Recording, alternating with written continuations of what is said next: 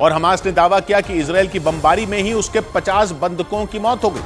7 अक्टूबर को हमास के लड़ाकों ने इजरायल के 200 से ज्यादा लोगों को बंधक बनाकर गाजा ले जाने का दावा किया था, जिन्हें छुड़ाने के लिए इजरायल ने अपनी पूरी ताकत झोंक रखी है। इजरायल साफ कह चुका है कि अगर उसके लोगों को खरोंच तक आई तो वो गाजा को तबाह कर देगा। बंधकों को छोड़ने के लिए हमास पर कई देश लगातार दबाव बना रहे हैं, जिनमें कतर और मिस्र जैसे मुस्लिम देश भी शामिल हैं। यही वजह रही कि हमास ने इजरायल के 4 बंधकों को छोड़ा भी। लेकिन अब इस बीच हमास ने ऐसा दावा कर दिया जिससे पूरी दुनिया में सनसनी मच गई। उसके मुताबिक गाजा में इजरायल के हवाई हमलों में उसके ही 50 बंधकों की मौत हो गई। हालांकि इससे पहले भी हमास ने दावा किया था कि इजरायल के हमलों में 20 बंधकों की मौत हुई।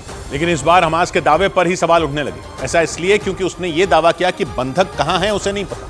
हमास ने साफ किया कि वो इजरायल के बंधकों की तलाश तभी कर पाएगा जब इजरायल हमले बंद करेगा। लेकिन जैसे ही हमास ने बंधकों की तलाश के लिए इजरायल से हमले रोकने के लिए कहा, वो खुद अपने ही जाल में फंस गया। सवाल उठने लगे कि अगर उसे बंधक कहां हैं इसकी जानकारी ही नहीं तो उसने कैसे कह दिया कि इजरायल के हवाई हमलों में 50 बंधकों की मौत हुई। 7 अक्टूबर को हमास के लड़ाके इजरायल के 200 से ज्यादा लोगों को बंधक बनाकर अपने साथ गाजा ले गए थे, जिसके बाद हमास ने इजरायल को धमकी दी थी कि अगर वो गाजा पर हमला बंद नहीं करेगा तो वो बंधकों को मार देगा। हालांकि इसके बावजूद इजरायल ने आसमान से हमास के ठिकानों पर हमले जारी रखे। कहा जा रहा है कि इसीलिए हमास ने अब इजरायल के हमलों में 50 बंधकों की मौत का दावा कर दिया।